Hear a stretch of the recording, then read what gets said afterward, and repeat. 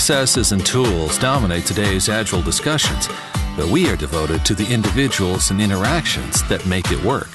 From the beginner to the veteran practitioner, we have something for you. Welcome to Agile for Humans.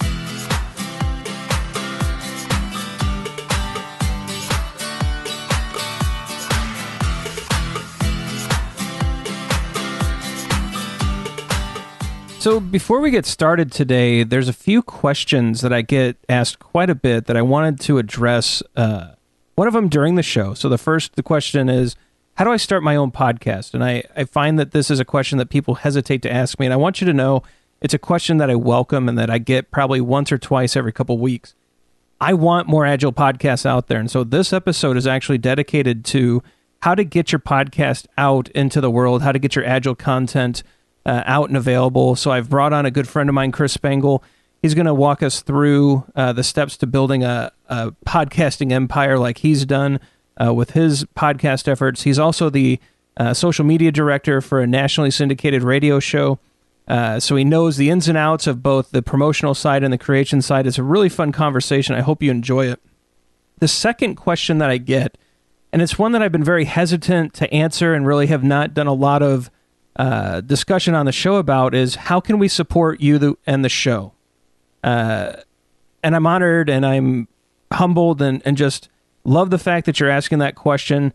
I've really not put a ton of effort into monetization and creating pathways for you, the listener, to actually support and help me with the show.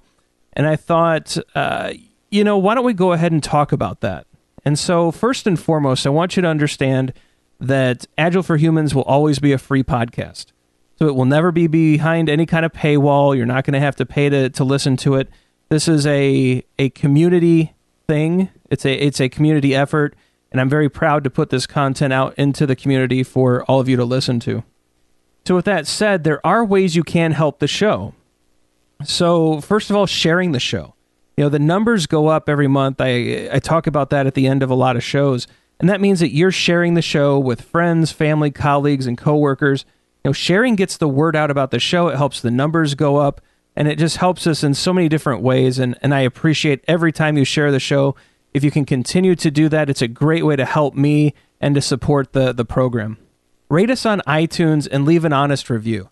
So if you really like the show, you're getting a lot out of it. If you could click over to iTunes, there will be links to all of these things in the show notes. Leave us a quick review. Tell iTunes how great the show is and what you're getting out of it. That helps spread the word. There's algorithms that they use. It can move it up to the top of certain lists and get some more exposure. That's a great way to help the show. Join the mailing list. So there is a mailing list that I have where every time I post a podcast episode, you get an email. We're going to start using that mailing list for other things in the future, some Agile and Scrum tips, things like that. If you really want to stay looped in and a part of the Agile for Humans community, I would love it if you would sign up for the mailing list. There's also a survey that I've added through PodTrack on the website. You can take a moment, fill out that survey. It helps me understand who you are, what your needs are, the demographics of the people listening to the show. That can help us with advertising and monetization down the road. That would be a great way to help as well. These TechWell events. So during this episode, there will be an advertisement from TechWell. Normally it's for one of their conferences. This time it's for Agile Connection. But if you're planning on going to a TechWell event, if you could use the Agile Dev code as you sign up, first of all, it saves you money, but it also tells TechWell that the Agile for Humans community is stepping up and they're out there and they're going to participate in this great event. Coming up in November, I'm going to be at Agile Dev East. I think I'm giving now 6 total talks, 2 workshops, 2 sessions, a leadership summit talk, and a lightning keynote. So I'll be very active out there, and I'm hoping to see many of you out there. If you're going to go to Agile Dev East, please use the Agile Dev code, save yourself some money, and tell our wonderful advertiser just how much Agile for Humans listeners show up. The Leadership Gift Program. I'm a big believer and supporter and proponent of Christopher Avery's Leadership Gift, and so I do have an affiliate link. This is something that, again, with the TechWell advertisement, you guys know that I'm engaged with them. I speak at their conferences. I write for the Agile Connection site. I write for their Insights site. They have a great staff. I love working with them. And so I support them, and I'm proud to promote them. I feel the same way about Christopher Avery and the Leadership Gift. This program is what fuels my Agile practice. I think it can help not only you as an Agilist, it's been powerful in my marriage, in my relationships with friends, with family. For me, it's been a wonderful experience. Maybe I'll talk about this more in a future episode. But there is a link for you to learn more about it, and I would be really happy if you'd click that and check it out. And then Amazon links. Every once in a while we promote, we promote a book on every show note for every episode. If you are going to buy one of the books, if you'd click the link, that helps us out. And all of these ways cost you nothing. When you sign up for the TechWell event, you actually save money by using the code. You sign up for the Leadership Gift or buy something off of Amazon. All of that stuff is affiliate related. It's no additional cost, and it just helps me and the show, and I really, really appreciate it. So again, Agile for Humans will always be free. After getting this question over and over and over, how can you, the listener, help the show, support me, show just some appreciation? You know what? I decided let's give some ways for you guys to do that. And again, no obligations. The show is free. I did add one mechanism. So there's a lot of podcasters out there using Patreon, and this is a new experiment. So there now is a link to Patreon. There are levels of rewards that I've set up for Agile for Humans listeners. If you really decide that you're getting a ton of value out of Agile for Humans, you'd like to donate at $1, $5, $10. There's a bunch of different levels per month for the show. We've created that opportunity. Again, you're under no obligation to do that. Sharing the show, reviewing it in iTunes, joining the mailing list, taking the survey, checking out some of the books, the TechWell events, the Leadership Gift program, all those things that are free. Those are amazingly powerful and help me out so much that, please focus in those areas. But if you want to go above and beyond, if you're really getting that value and you really want to give back, we have created that Patreon option. So all of those things are out there. I just want to say, first of all, thank you. I've hesitated on this question for a number of years, and all of you out there, and at least many of you out there, have asked it over and over and over. I get a lot of emails of, Ryan, we really want to help you. We want to support your show. We get a lot of value out of it. How can we give back? We've held off on that for almost 3 years now. Went ahead and set some of these things up, and went ahead and talked about some of these.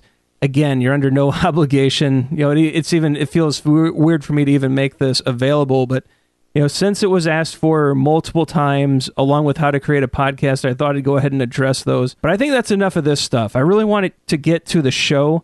This is a great episode with Chris Spangle. I think you're going to learn a lot about podcasting, how to set up a podcast, what it takes to sustain a podcast. We even go into some of the strategies and psychology, and I think it'll be very valuable if you've been thinking about doing this and you want to get into it. Yeah, let's get to the show. But again, just thank you so much for your generosity. Thank you so much for caring about the show. Thank you for all of the sharing that you've done. You've turned this show into the top downloaded Agile podcast on iTunes, and I just cannot thank all of you enough for what you've done for me in the past and what you may do in the future. And I really hope you enjoy this one. If you have questions, comments, what do you think about some of the stuff I've just talked about? Throw that in the comments section on the blog site. I'll be sure to answer as many of those as possible. And let's get over to the second question about podcasting, and I hope you enjoy the show. All right, welcome to this week's episode of Agile for Humans. I'm your host, Ryan Ripley. Joining me today, I'm really excited about this. It's an old friend of mine. He's the director of social media, I believe, at a nationally syndicated radio show, creator of the Wall Network, a massive political podcasting platform that just has grown by leaps and bounds.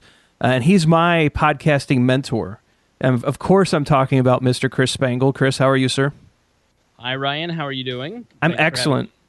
Yeah, super excited to have you on. So, Chris, I get a lot of questions from the podcast listeners out there. They're asking me, at least on a weekly basis, what kind of equipment do you use? How did you get started in podcasting? How do I build a website? What are, all of those great questions that people ask because they hear, people like you and I talking online, and they think, hey, I could do that too. And I want to help them. Right? Because I think, podcasting, I think you and I share the philosophy that podcasting isn't some zero-sum game. There's room for everybody. And actually, I want more content because I like listening to podcasts and I run out. You can only listen to so much Joe Rogan. Well, he makes it easy because everyone's 3.5 hours. I'm listening to one right now about the Google guy that got fired, and I'm like 8 hours into it and it's still not over. But yeah, and we're kind of like that too. We're libertarians, where every episode's longer than an hour, 2 hours, sometimes 3 when we're pushing it. And I get the same stuff too. We just I have another podcast called The Chris Spangle Show, and I did a couple hours on why you should podcast and how to podcast. And it's because of the same thing that you got. I mean, people they really enjoy what we do, and not to pat ourselves on the back too much, but I love this medium, and I love the ability to have the freedom to break out complex ideas like political thought, or in your case, tech ideas, and put it into a long-form subject that people can listen to as they're driving. And I think it's a great way to change minds, because, like, if you're in politics, for instance, you can't change anybody's mind in a Facebook argument, but you can do it when they're kind of passively listening in the car, driving, or cooking dinner or whatever. So I just think it's such a great medium. And like you said, I work in radio by day, and that is, any radio show, your average listener is 17 minutes on their drive to work. And so they're not, you're not able, as a content creator in the radio world, able to do long form content in the way that podcasters are. So it's a much different set of skills and a much different delivery device. But I think the human voice and audio and podcasting is really the best way to get any message out. And I think if you take any subject, any style of podcasting, and you just try it and you do it over and over and over, you can eventually build an audience, because you will get better. People who are like-minded will gather around you, and you'll build your own little tribe of people. And so that's why I say, like, if you're an albino that knits sweaters in the tech space, start a podcast around that, and you will find other albino tech sweater knitters. So it is just really amazing to see the podcast explosion and see how many people can gather an audience around themselves and start to make a living at it. So even us guys who are in the mid-level of the podcast audiences can make a living at this, or a really nice second income like you and I have been able to do. Yeah, it's really been a rewarding part of the whole thing, just turning this passion, this hobby, into something even more. So Chris, let's pretend like we're starting over. So let's say all of your equipment, let's say your equipment's been removed from your apartment. You no longer have a podcasting studio in your living room. Let's just say it all disappears. No equipment, no listenership, no website. Where would you start? So it depends on what kind of show you want to design. And you have to decide what you want to say, first of all, and how you want to say it, and what kind of show you want to set up. If you want to do an interview show, which is very common, you probably only need a $70 Audio-Technica microphone. That is a USB that you can plug into your computer. It sounds great.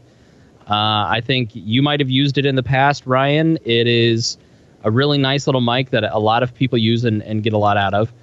And if you just plug that into your USB and you start talking to people on Skype, and you use Pamela Call Recorder, and you can record those conversations, and you're off to the races. Go to Fiverr.com and get some intro music or get some production done. Audio Jungle's another great place to get music and other production pieces. And poor Ryan's furiously writing notes to put this into the notes. So I'm sure you can get all this on the show notes. If you're like me, where I wanted to do an ensemble show and I wanted to do a step up, and I originally bought 4 Shure microphones and a board from Alesis, which was a multi-mix aid, and I bought some recorders. And now I don't think you need to do that. You did, 6 years ago when I bought the stuff. Now, really, all you need is the Zoom H6. And this is like the best piece of podcasting technology out there. It has phantom power that will power any microphone. It can be used as a USB interface for your computer. You can take it up to 6 inputs with XLR inputs. I would buy one of those. I would buy, some mic cords, and I would buy Shure SM48s or SM58s. The 48s are just as good as the 58s, but they're about $60 cheaper. And then you have a great sounding recorder that takes all of the stuff in, and you can get started. So the Zoom recorders are really nice, and they're only around $350, which is really a lot cheaper than I spent 6 years ago when I started piecing stuff together, and way less expensive than what I've got now. I'm talking into a $500 microphone, into a $800 board with $200 processors. You know, that's really where you should start. Is I wouldn't go crazy about the technology and, you know, use Audacity to edit it. You don't need to go up to Audition yet. Most people do about 15 podcasts, realize they're not millionaires and famous, and so they stop doing their podcast. So I would just try and do it pretty cheaply and get your feet under your belt. And if this turns into something that you think is going to be a really good hobby or eventually a small business, then improve your equipment over time, but don't go overboard right away. Yeah, I couldn't agree more. Back about 3 years ago when I got started, I think you just had to buy some higher-end stuff to sound good online.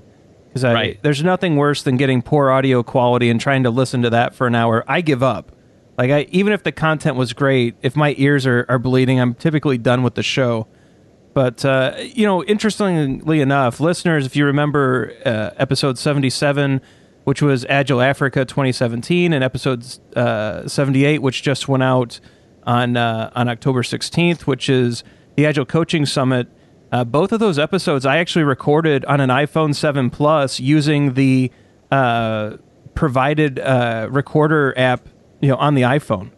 And both of those came out sounding just fine with a little bit of tuning in Adobe Audition. And so for basically, you know, the cost of my cell phone, which I think we all have these smartphones now, I was able to put together two decent 30-minute episodes just with a cell phone, which I thought was interesting. Yeah, and there's Shure makes a great little lav mic that you can plug directly into your cell phone, and I use that at work all the time for video production. And iRig has several different products that you can plug right into your iPhone and use that as a recorder too. So you can buy a $100 board, and if you have multiple people, and save yourself the Zoom. But I think that's a great idea. I mean, the actual microphone on the iPhones are really, really good now. Yeah, so I think that's a great place to start because, like you mentioned, I think if you look at the market data, after about 7 episodes, most podcasters will quit. You know, they realize that it's a ton of work. You know, you and I put hours and hours and hours into our websites, our shows, the content. You know, for me, arranging guests, I mean, there's nothing, for even you too, you have an ensemble show, trying to get that diverse panel of people into the room every Thursday night must be a chore. Yeah, I've got 20 different people here in Indianapolis, and then a core group of a few people, and some of that's, you know, changing because it's a tough commitment for people. And so I'm always committed, and I've got to be committed, and I am the one that is driving the bus. But you make it a fun experience for people to come and hang out, and it becomes the best part of everybody's week. So you really, you have to make it fun, and you have to have fun. If you try and make it too serious, and you're not having fun with it, then you're not going to stick. And your audience isn't going to have fun with it. And I think that's why we've built an audience of 9,000 an episode, because people have fun listening to a group of friends sitting around a table talking about stuff. So there is that chemistry of friendship that we have around the table. So and we also, I've used a lot of what I've learned over 15 years of radio and politics and media and applied it to the show. And I think I listen to so many new podcasts, and they have no showbiz chops. You know, it's like, hey, Ryan, how was your week? It was great, Chris. Yeah, cool. So, did you do anything? No, not really. You know, whereas my niece cracked up the other day because she's 4, and my sister said, yeah, I watched that thing on your podcast, and your radio voice sounds so different than your real voice. Well, this is my real voice, so if I'm talking to you, this is sort of how I would normally talk in an average way.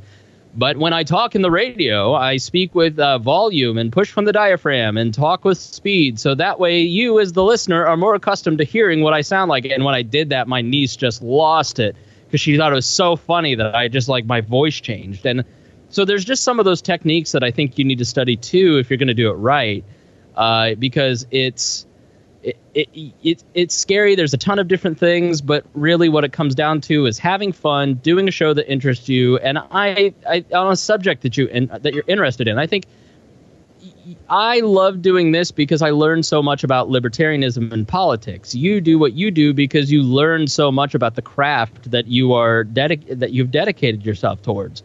It's fun to prep for the show because you learn about stuff you're interested in. So you've got to be really committed to doing something that you're not going to lose interest in a year and a half from now. And I will say, over 6 years of doing this, there are periods of my life where I don't want to talk about politics. I'm just done with it, like earlier this year.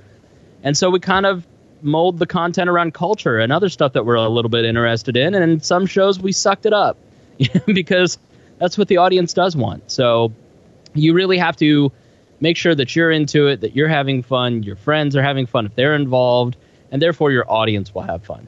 Yeah, I think those are great points. And so if we think about the progression as we've answered part of this question so far, so from an equipment standpoint, iPhone, for me, iPhone 7 Plus has been more than sufficient. The Zoom H6n is a great platform to work with some Shure SM48s.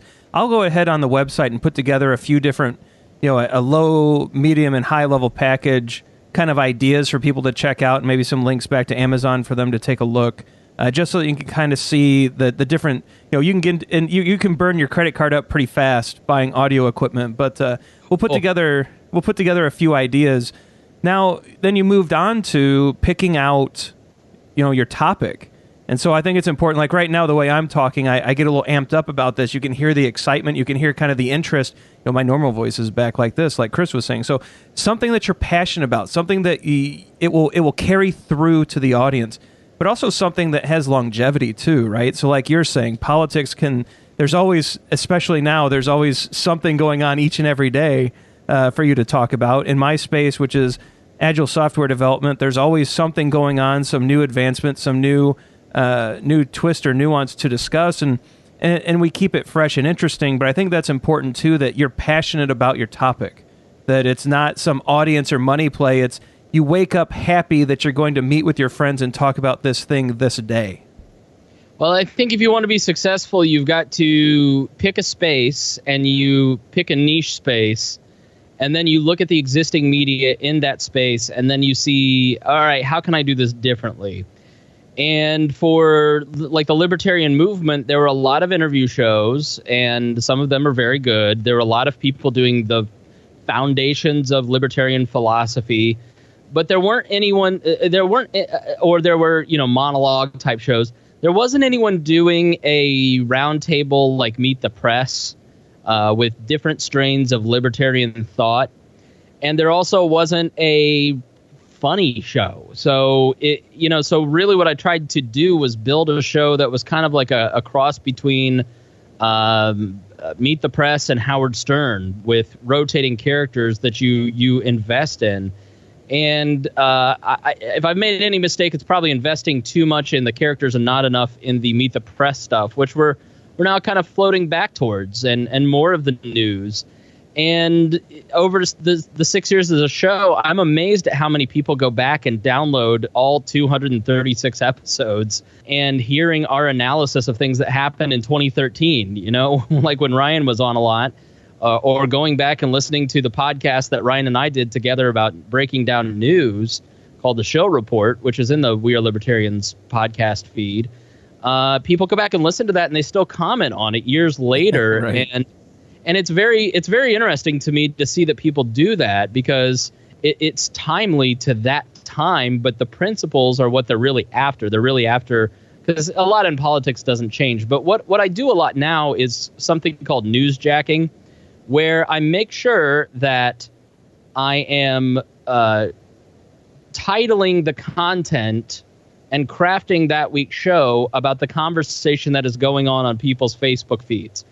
And I want to make sure that it gives me a better chance to get shares, and grow natural discovery on YouTube and on iTunes, but also because people want to feel smarter. Like you can never underestimate how incredibly selfish your audience is. And I say this with all the love and respect to your audience and to my audience. If this ends up in, something in one of my feeds, people give you their time and give you their ears because they want something out of interacting with your content. And when people tune into We Are Libertarians, I want to make sure that they leave with information, either better understanding what the conversation or news story is, and B, giving them talking points that they can use when they discuss with their friends. So essentially what they get out of it is that they are smarter when they're talking with their friends.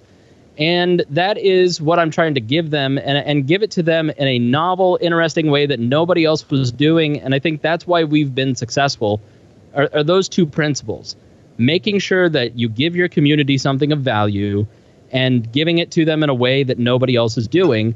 And you may not start out, like we didn't start out where we're at now. We're much better at it now with all the different reps that we've had and thousands of hours of broadcasting. But we're getting ready to start evolving again and changing again and trying to really hone in on that core of our mission of making sure that people walk away better informed and entertained at the same time. Yeah, I think a few things there, checking out your market, right? So you checked out the other podcasts in the libertarian and political space, realized that there was a gap. We did the same thing on the Agile for Humans side. There's some really great shows out there. Vasco Duarte does the Scrum Master Toolkit podcast, where it's him talking to one Scrum Master in 15-minute segments every day of the week. Fascinating format, fills a need. Josh Anderson and Bob Galen do the Metacast, and it's the same two people every week or every month, depending on their cadence and how their lives are going, talking about really deep topics between the two of them. This Agile Life, when it's not on hiatus, when they're actually publishing, shout out to John Sextro, get back to work, buddy. It's an ensemble group, but it's a pretty much a consistent group. So I decided with Agile for Humans, with all of those other formats going on, it made sense to have rotating people coming in and out, discussing various Agile topics that we find online, like what Chris was saying. What's the hot topic on Twitter this week? All right, let's discuss it. That way it's relevant to the people, to the community. It's relevant to many of the people that we follow on Twitter and who follow us back, and it leads to that kind of interesting conversation. So I think that's really important, to know the market, know what you're stepping into, and figuring out a format and a structure that could be unique. I think it's also interesting on the topic selection itself. Make sure you're relevant.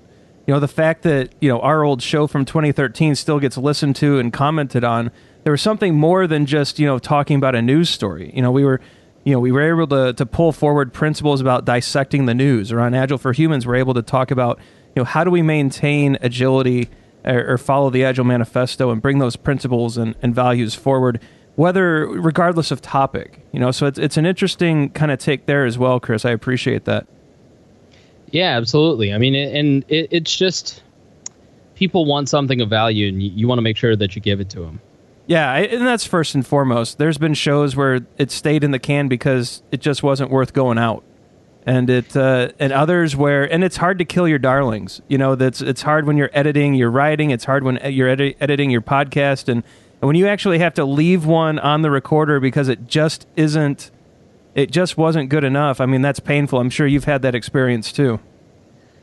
Yeah, and yes and no. I mean, there only if it's unlistenable technologically. I tend to be as open, authentic, and honest with my audience as possible. And there have been some episodes that have been real stinkers, and they're real clear about letting me know that they're stinkers.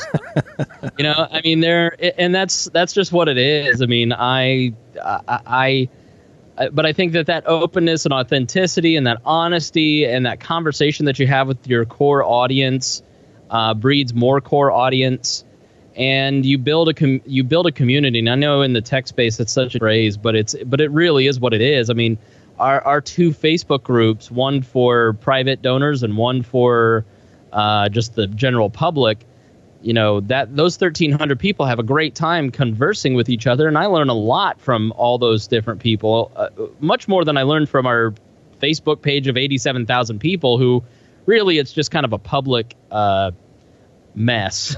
It's like, don't go read the comment section on a newspaper. It's sort of the same concept there. But, it is great to really build a community and get to converse with people, and they tell you what they want to hear. And this Thursday, I'm doing a show that, somebody who is a contributor of the show, a donor, or a subscriber, I should say, not a donor for tax purposes. They wanted to hear this subject, and so I said, "Yeah, come on, and I'll bring on a couple experts, and we'll talk about it." So, I'm very receptive to hearing what they want to hear, because my job as a communicator, as an informer, is to give them relevant content that helps them in their daily life figure out all the mess of politics. All right, Chris. So I've got my equipment. I have a topic. I've figured out the format, the ensemble cast. I've set my guiding principles that I want to bring value to the listeners. I want to make sure that I'm relevant, things like that. And I've recorded my first show. So yay me, I got the first one done, which is the hardest, because I don't know about you, but I'm my own worst critic, and I hate the sound of my voice, and I'm never smart enough and all those things. But once you get it captured and recorded, and you get past all of that inner nonsense, and you're ready to put it online, what do? Hey everybody, Ryan Ripley here. Before Chris tells us how to get our recently recorded podcast online, we're going to bring you a quick message from TechWell and the Agile Connection community, and then right back to how to get your first podcast up and online. Have you ever been stuck on a project with questions or concerns on how best to move forward? Most of us have had a question or needed some tips at some point in our careers. Agile software development professionals have a free place to go for answers to their questions. Check out Agile Connection, the free online community for all things Agile. There's tons of free articles to search, interviews with software industry experts, a Q&A forum where you can ask your question and get peer responses, as well as experts checking in to help you out. Create a profile and network with other professionals, leave comments on articles, get the weekly newsletter for the latest articles released, access the searchable archive of hundreds of issues of Better Software magazine, and so much more. Agile Connection is a robust directory of information for anyone using, implementing, or growing their Agile practices. Discover more at well.tc/Agile community. I use Fireside.fm. There's a lot of great services out there like Podbean or Libsyn. Those are really great. But I use Fireside. I listen to the Dan Benjamin 5x5 network a lot, and I really like Dan, and he's been super responsive. And I actually recommended them, although Dan may not be happy about this, but the number one iTunes podcast currently is a Fireside hosted product. Now he's probably going, "Oh, I should have charged more for bandwidth." My friends over at Barstool Heartland have a podcast, and they said, "What do we use?" And I said, "Use Fireside. It's super easy." The Chick McGee Show, the Bob and Tom Show, We Are Libertarians. We've all switched to Fireside because it's so easy to use, and it's cheap. It's consistent. It's got a great public-facing website. You don't need a website. It will just build one for you, and you can have blogs on it if you'd like. It's just very intuitive and user-friendly, and it shows you some of the other directories that you can go and add to, like Google Play, iTunes. It has, Dan in the middle of the hurricane. He's in Austin, and his family's in Florida, and during those couple weeks, I had some issues, and he was on with me consistently trying to help me fix those issues. So I cannot say enough about Fireside.fm. It really is kind of the one-stop shopping that you need. Do not use Anchor. I know it's free, but they own here. It's kind of like free is what you get. Do not use SoundCloud. SoundCloud's business model is shaky. It will be out of business soon. Spreaker seems fine enough. I just like Fireside, but I do have our content on Fireside, on our website, on Stitcher, on Overcast, on Spotify, or not Spotify, on SoundCloud, on all of these different services, including YouTube. A huge amount of people listen to podcasts on YouTube, and I use Tunes to Tube. And I just try to make sure that my podcast is anywhere you listen, because you're not going to change your behavior to come listen to my podcast. So I have to adapt to you and make sure that it's easy to listen to me. Oh, that's great. So I think I haven't used the Fireside FM site yet. So I'm one of those old school Libsyn to WordPress kind of guys, but that seems to work out okay as well. But I'll tell you what. Yeah, they're a great service, and I think if you're technologically advanced, I think it's really. I have nothing bad to say about Libsyn. The Fireside, I think for newbies is much easier. Yeah, and so I think that's actually the recommendation I would give to all of those out there who are thinking, yeah, I want to get into this. Yeah, I want to try it. You know, the Libsyn WordPress feeds and all. That's an investment of time.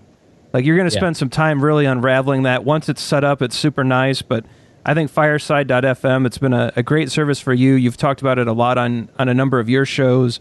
I think you actually had the owner on your show at one point and discussed some of that with him. Or you were on his podcast. I don't remember which, but I remember hearing you talk to him. And it sounds like a great group of people, a great family that runs it. And I highly recommend it too. So now we're at the point to where we have our equipment, we have our topic, our theme, our principles, our ensemble, our structure, our formats, all of those things ready. We've recorded.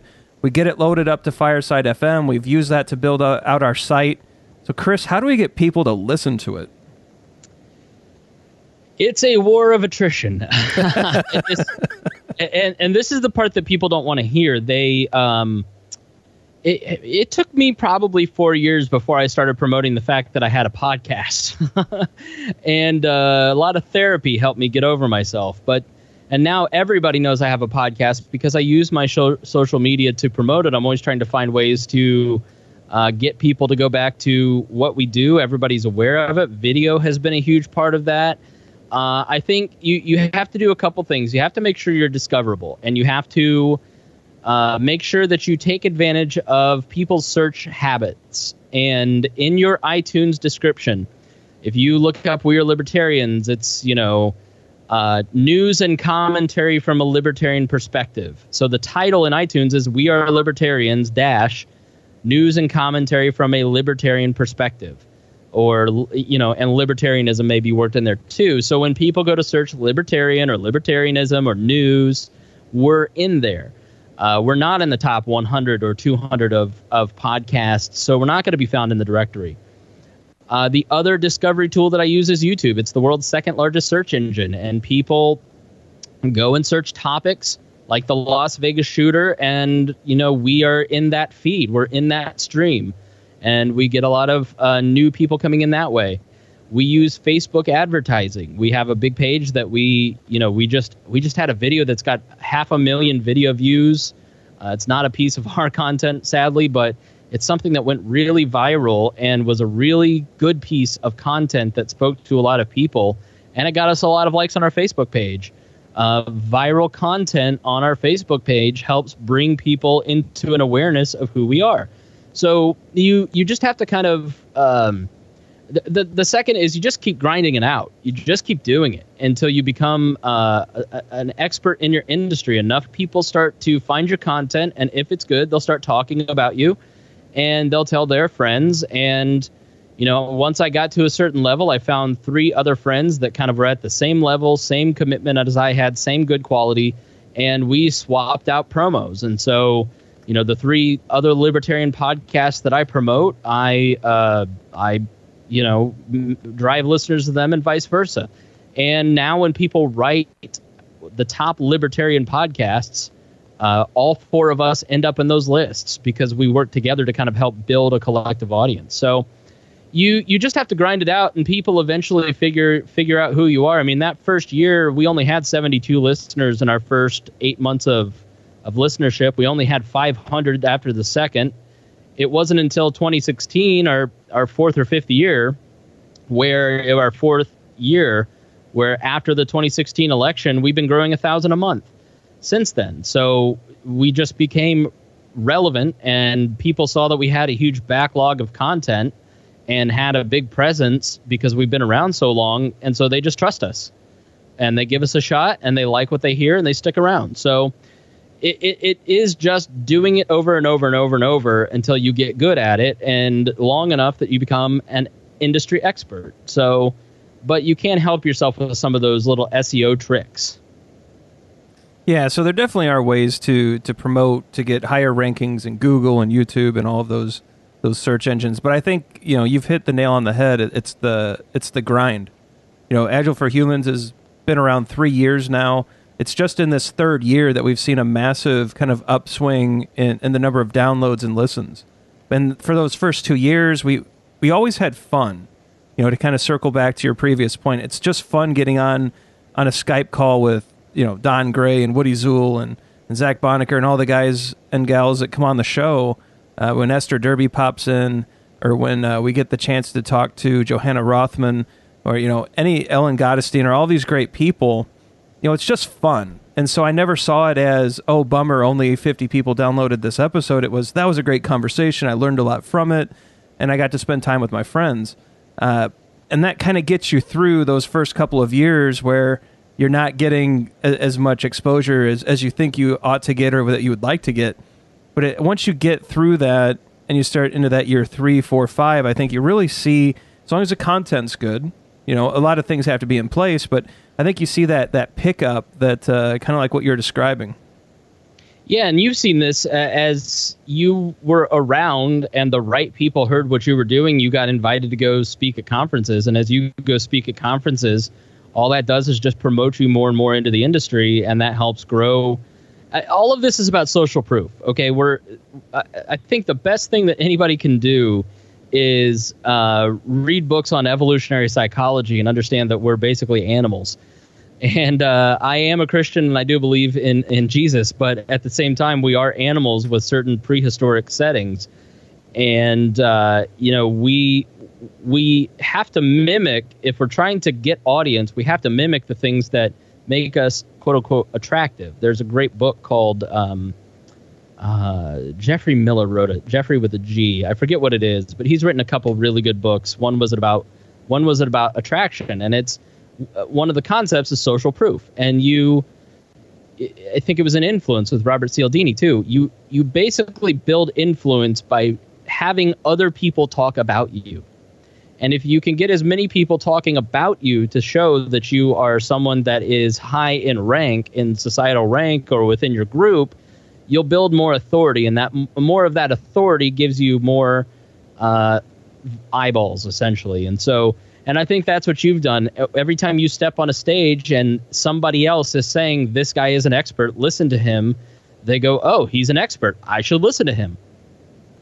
Yeah, I think that is definitely how it works, along with, every slide deck and every presentation has a slide dedicated to the podcast. So when I'm speaking in front of a crowd of 500 people in whichever city I happen to be in, they all get the plug for the podcast, and a number of them, I can always see the uptick from the city within my dashboard where, oh wow, there's an extra 200 downloads that night, and sometimes you can tie it back to those events, but I think you're right. You're just constantly building that social influence and credit, and it's back to that authenticity that you talked about. Just that they people start to like and trust you, and it's a really bizarre thing because they've never met you. But it's a fascinating phenomenon that does start to take place over time. It's also delicate, right? How often have we seen other podcasters shatter that by making a really, really bad move online, or by doing something that was that just lacked integrity or was just underhanded? And so I think it's important for people to realize too, people, when they're listening to you for an hour or two a week, they start building up a relationship with you even though you've never met. Yeah. Right? And it's a fascinating thing where when I go to these conferences to speak at, they come up and they start talking about some of the things that we've talked about on the show, and they say, wow, you really helped me here, and this was great. And it's almost like as if we're friends. And it's a really awkward and interesting thing all at the same time to get used to, right? Yeah. No, it is odd to have people know who you are when you don't know them, and yep. Even on a very small scale. I mean, and I work with people who are legitimate celebrities, and but it is kind of odd when people know who you are, and it's flattering. I mean, it's flattering for people to respect your opinion, and it is a great ego stroke. And at the same time, you have to greatly respect that. And I will say that my podcast success didn't really start to things didn't really start to gel as a product until I went through a couple of years of therapy and read a lot of books on not self-help, not like, The Road Less Traveled by Scott M. Peck. I'm talking about Brene Brown and Matthew McKay and Melody Beatty and really doing some hard work on myself. Scary Close by Donald Miller was a hugely impactful book. These books really helped me understand myself, human interactions, how to have good relationships with people. And I think that if you don't understand your pitfalls in personal relationships, you're not going to be able to build a successful community, because we have a relationship. I have a tough conversation that I have to have tomorrow with my audience, and I'm worried about it, just as I would be having that tough conversation with any other human in my life, because they respect me and my opinion, and I value that, and I respect their opinion and value them.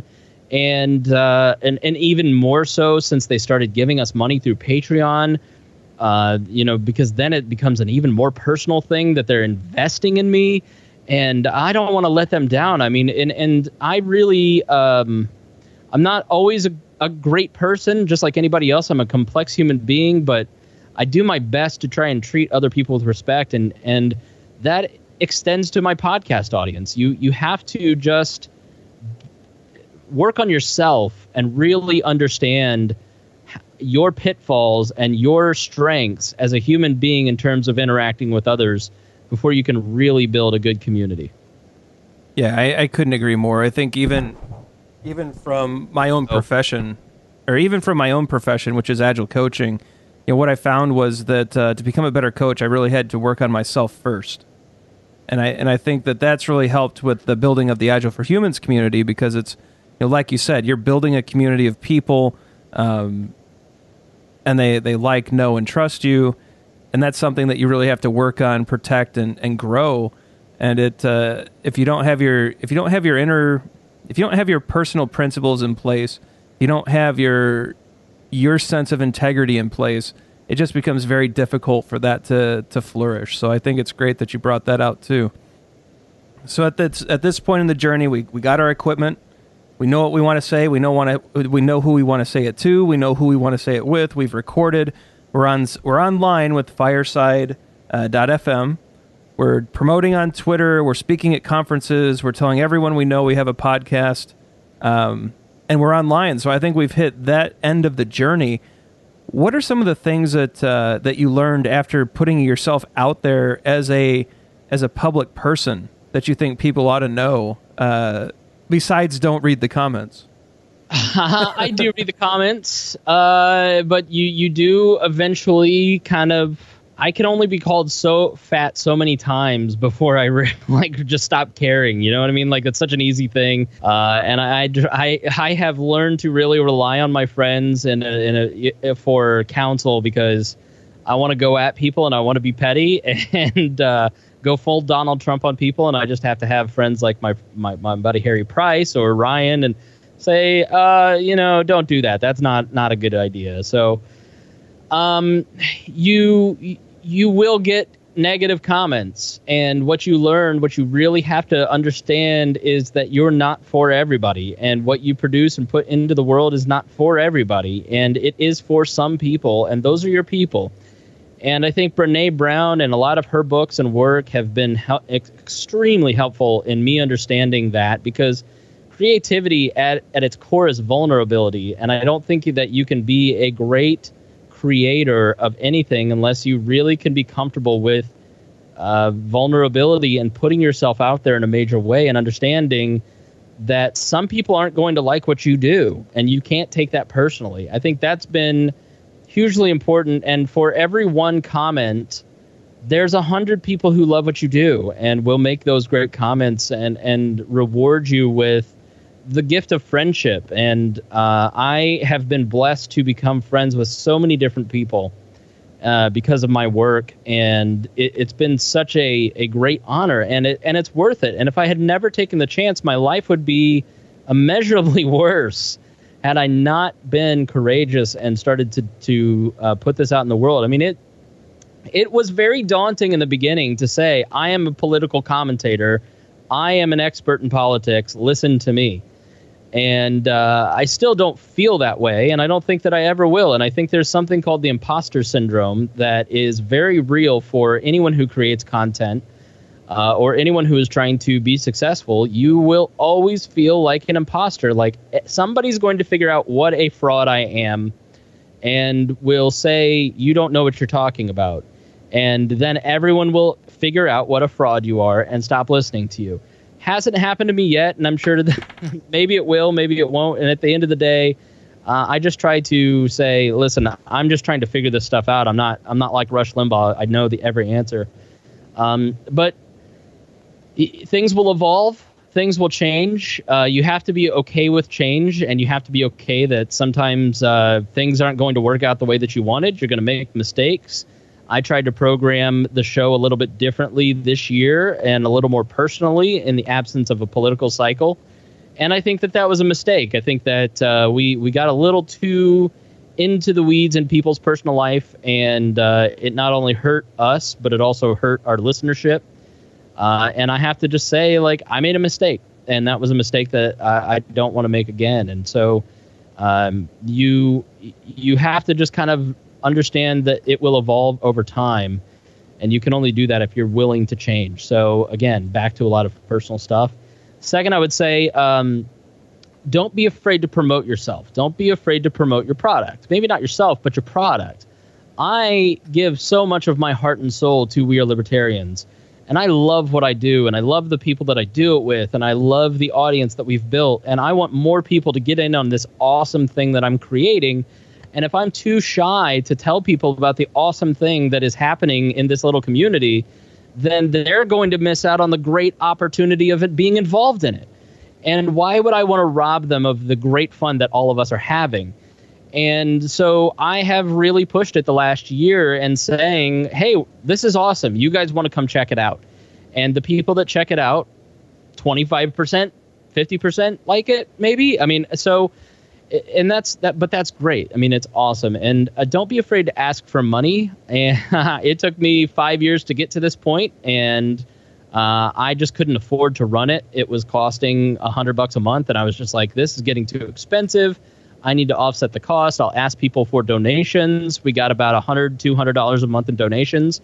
Then I got on Patreon and did rewards and goals, and we got $1,000 a month in 1 month of asking and rewarding people with bonus content. So I think you really shouldn't be afraid, because there was a point, I remember, and Ryan was at this meeting in 2013 where our buddy Joe Ruiz said, how can we make money on this thing? And I said, right now, I don't think we can. I don't think we have the audience, but I bet you at some point the audience will just go, how can I give you money? Thank you for doing this. And that happened in 2016. And people just want to give you money to help support all the benefits that you give to their lives, and that's such an honoring thing. And so don't be afraid to go on Patreon and build something cool and say, hey, if you like this, but I wouldn't, you could do it the first episode out, I guess, but maybe wait till episode 30. Right. Well, Chris, I really appreciate you walking us through how to build this out. I mean, it's been a long time since I've started this. The theme, though, I just wanted to call this out to listeners. So on the Agile side, we do a lot of inspection and adaptation, right? So we're continually inspecting the things we're doing. We're making small incremental changes to just basically continually improve. And I think it's awesome how, from a different profession, a different field, a different background, you've come to that same conclusion of just constant tweaks. Some of your experiments work, some of them don't. Sometimes you just have to throw your hands up and say, wow, that was really a bad idea. Let's try something different. And it's the same thing on the Agile for Humans podcast. We've tried, I haven't gone solo yet on an episode. I don't think I'm going to do that. But we've tried different formats, different topics, a few different bits. And, the honest sitting around the campfire style show where we just throw a topic out and people just discuss in an open, honest way seems to work best. And we're making constant tweaks to that, but we're not going to get away from that in the future. So I think it's great that this theme of just continual experimentation and improvement is that kind of like icing on this how to podcast cake. So thanks for that. And really, thanks for being here and sharing your vast experience, not only in podcasting, but in nationally syndicated radio. You certainly are an expert in this space, and we really appreciate you bringing that expertise to the Agile for Humans listenership. Yeah, and thank you, Ryan. I mean, I've listened to 2 or 3 episodes of your show. It's not in my sphere of interest or influence necessarily, but I have been impressed, and I learned the same thing. Like, wow, okay, Ryan's kind of talking about how this applies to the broadcasting industry, like that constant experimentation and adaptation. So I think that's really cool. And secondly, I just want to say Ryan is an amazing guy, and Ryan has been such a good friend to me and to the We Are Libertarians podcast. And when I've needed favors or help, he's always been there to help me, and hopefully vice versa. I think that you're in really good hands with my good friend Ryan here, and I'm so happy for his success. When we ended Show Report, he went on to do his own thing, and I'm just so glad that he was able to find something that gave him meaning, and I hope that you will take the same risk that he did and build something really cool, because Ryan and I can both tell you it's worth it. Yeah, this has been career-changing for me. I know it's been career-changing for you. It's been totally worth taking the leap. So, and thanks for that. I appreciate all that you do and have done for me, and I think we're going to continue to collaborate and work together in some form or another for many, many years. So really appreciate just your friendship too. So Chris, at this point, this is our shameless plug time. I know you do the same thing on your show. I might have stolen this section from your show. Anything you want to promote, anything that you've got going on. I know Chris has jumped into live shows, which is pretty wild. Down at Morty's Comedy Joint in Indianapolis, Indiana, he'll occasionally hop on the stage with a few of his cast members and just put on a great show. If you got any of those going on, let us know. But the floor is yours, my friend. Yeah, we just added a second show a week, and that was a scary thing because you don't know if you're going to cannibalize your numbers by giving too much content, which is a thing. But the audience has adjusted and responded well to it, and the 2 shows are kind of different. So they're, again, we're giving them something within format. That's why, like, doing a solo show for you, I don't think your audience would respond as well to it just because it's not what you do. Like, I've thought about doing that at We Are Libertarians, and I've thought against it just because it would be kind of, they come to us for the ensemble cast, so you got to stick true to that, but you can make tweaks within that format. And so we're getting ready to tweak just a little bit more and consistently perfect it. So until we really get that, I think we're at minimum viable product. There's a great book called Content Inc. that applies Eric Ries's startup model to content. And I think Content Inc. is a great book, as is Michael Hyatt's platform. I would definitely plug those guys. As for me, you can follow me on Twitter at Chris Spangle, ChrisSpangle. ChrisSpangle.com, WeAreLibertarians.com. Feel free to follow me on Facebook, Twitter, Instagram, Snapchat if you want. I'm accessible, and if you've got any questions, feel free to hit me up, Chris at Chris-Spangle.com, and I'll be happy to take your questions if you've got any for me. Yeah, I really appreciate that. I think we'll try to funnel some questions to the comment section of the post when this show goes out. So maybe you and I can get together in a few weeks and take a look at some of the questions if people post them, and maybe we'll put some answers together and answer them there as well. But really appreciate you making yourself available. As for me, for the listeners, I will put together kind of an annotated journey that we just went through. So here's some equipment that you might find useful. Here's some sites where you can host your podcast. Here's some ideas around formats. And just go through that process. Here's a link to Audacity and Adobe Audition. You can decide how much you want to spend and just kind of provide that guidance so that you can go through and get that initial show out there and see how you like it. And then, like I said, Chris and I, perhaps we'll answer some questions in the comments section as they come up. We won't do that forever because we have other things to do, but initially we'll help you with your issues, and let's get some new podcasts out there. I'd love to see, off of this episode, 5, 6, 10, how many ever new Agile podcasts pop out there with some great content. Because I know we do have a wildly talented audience. So I'd love to hear your voices come out, and I hope this show and Chris's great advice has helped many of you make that leap forward. So Chris, thank you again, sir. It's great getting to spend some time with you. Congratulations on all your success this year with We Are Libertarians, the Wall Network, and the day job. I mean, all of that stuff has been fantastic to see, and I hope we get a chance to do this again soon. Absolutely, anytime. Thanks for listening to Agile for Humans. Let's keep the conversation going. Drop us a question on Twitter @AgileForHumans or visit agileforhumans.com.